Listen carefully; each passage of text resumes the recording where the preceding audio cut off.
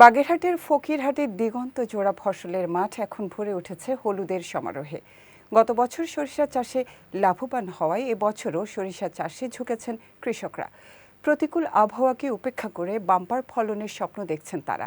বাগেরহাট প্রতিনিধি মেহেদী হাসানের পাঠানো তথ্যচিত্রে বিস্তারিত ডেস্ক রিপোর্টে।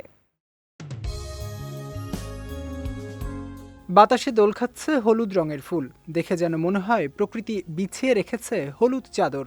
এমন অপরূপ সৌন্দর্যে আকৃষ্ট হচ্ছেন প্রকৃতিপ্রেমীরা। চারদিকে সরিষা ফুলের মৌ মৌ গন্ধে মুখরিত প্রকৃতিতে আকৃষ্ট হচ্ছে মৌমাছিরাও। ছবিটি বাগেরহাট জেলার ফকিরহাট উপজেলার বিভিন্ন অঞ্চলের সরিষা ক্ষেতের। কৃষকরা বলছেন, উপজেলা কৃষি অফিসের সহায়তায় সরিষার আবাদ করে স্বাবলম্বী হচ্ছেন তারা। গত বছর সরিষা চাষ করে লাভবান হয়েছিলেন এই অঞ্চলের কৃষকরা। এবছরও গাছ ও ফুল খুব ভালো হয়েছে জানিয়ে তারা আশা করছেন আবহাওয়া অনুকূলে থাকলে এবারও আবাদ ভালো হবে। কৃষি অফিস সাহায্য থেকে আমরা ট্রেনিং পেয়েছি, বীজ সার ওষুধ পেয়েছি। গত বছর আমরা অল্প লাগাইছি, মানে ভালো হয়েছিল। এবার সেই তুলনায় আরো বেশি লাগিয়েছি, মানে আবহাওয়ার কারণে আমাদের সরিষা এবার আরো বেশি ভালো। বিরাট কৃষি অফিস থেকে সহায়তা পেয়ে ট্রেনিং পেয়েছি, বীজ পেয়েছি এবং সার ওষুধ পেয়েছি।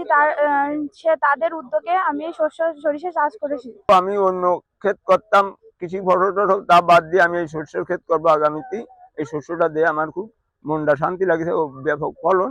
আগামীতে আমি এই শস্যের ক্ষেত করবো।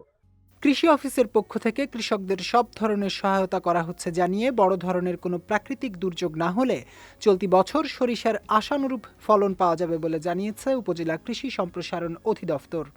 আমন ধান কাটার পরে বোরো ধান লাগানোর পূর্বে মাঝখানে যে সময়টুকু থাকে, এই সময়ে স্বল্প মেয়াদী যে জাতগুলো আছে, বিশেষ করে বাড়ি সরিষা 14 এবং বিনা সরিষা 11, বিনা সরিষা 9, এই ধরনের যে জাতগুলো আছে, সেই জাতগুলো আমরা কৃষকদের মাঝে আমরা বীজ, সার এবং অন্যান্য উপকরণ সহায়তা প্রদানের মাধ্যমে আমরা এই ফকিরহাটের বিভিন্ন ইউনিয়নে অনাবাদী পতির জমি আমরা আবাদের আওতায় এনেছি। তো আমরা লক্ষ্য করেছি যে ফকিরহাটে কৃষকদের মাঝে ব্যাপক সাড়া পড়েছে এবং আগামীতে যে এই জায়গাগুলো ফকিরহাটের মাঠ যাতে হলুদে ছেয়ে যায়, হলুদ সমারোহে যাতে ভরে ওঠে, আমরা সেই লক্ষ্য নিয়ে আরো বিস্তৃত পরিসরে যাতে কাজ করা যায় সেটা নিয়ে আমরা মূলত কাজ করছি।